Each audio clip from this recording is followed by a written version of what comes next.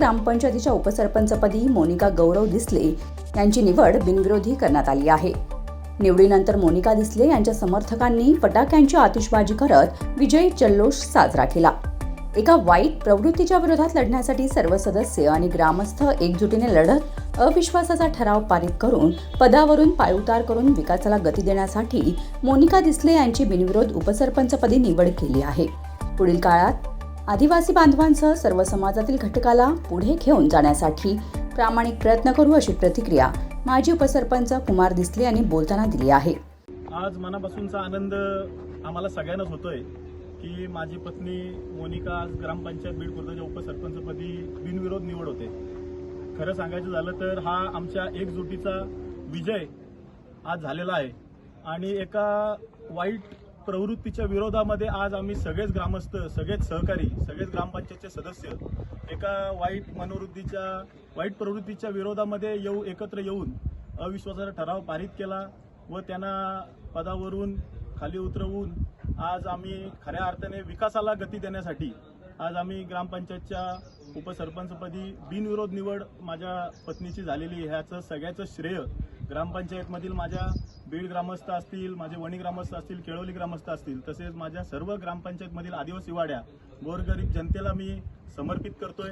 आणि या ठिकाणी आज तुम्हाला सगळ्यांना आश्वासित करतोय की आम्ही सर्वच सहकारी एकत्रित पद्धतीने येऊन ग्रामपंचायतचा सर्वांगीण विकास कशा पद्धतीने होईल, जो विकास मागच्या 1 वर्षाच्या कालावधीमध्ये खुंटला होता, तो याच्यापुढे चांगल्या पद्धतीने करण्याचा सगळ्यांनीच मानाशी धरून आम्ही एकजुटीने येऊन निपक्षपातीपणे एकत्र येऊन आम्ही आज या ग्रामपंचायतची बिनविरोध निवड उपसरपंच पदाची झालेली आहे असं मी तुम्हाला सांगू इच्छितो. उपसरपंच कैलास दिसले कोणत्याही सहकारी सदस्यांना विश्वासात घेत नव्हते.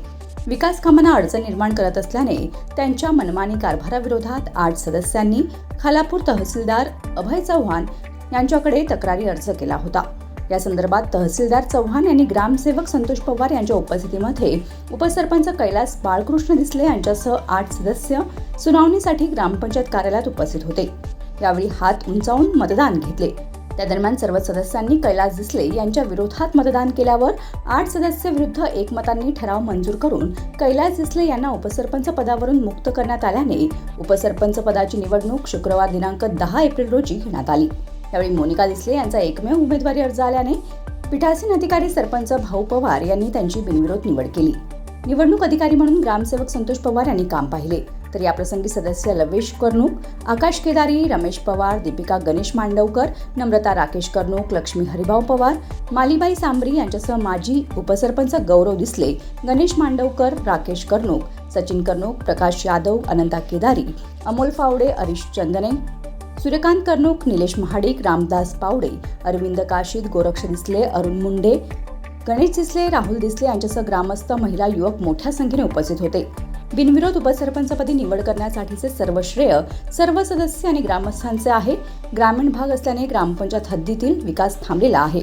तो पुढील काळात करण्यासाठी सर्वजण मिळून प्रयत्न करू असा विश्वास नवनिर्वाचित उपसरपंच मोनिका दिसले यांनी व्यक्त केला आहे. सर्वप्रथम माझी आज आमच्या ग्रामपंचायतीमध्ये बिनविरोध उपसरपंच पदाची निवड झाली. मी सगळ्यांचे मनपूर्वक आभार व्यक्त करते.